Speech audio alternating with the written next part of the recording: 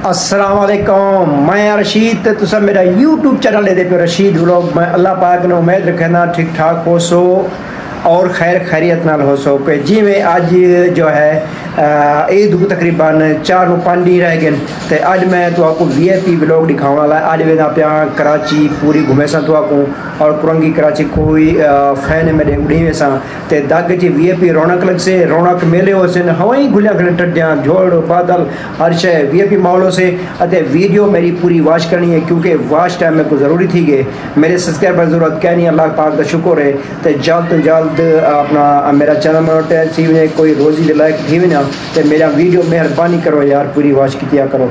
अते उदू हम बाहर आप माहौल दिखा तो आपको तो मेरी वीडियो नाल गिलींदे रहे हो पूरे आखिरी वीडियो गिलींदे रहे हो तुम्हारी मेहरबानी। ठीक है सारे बिना ईद मुबारक ठीक है। ठीक है आओ ब्लॉग करें वीडियो शुरू।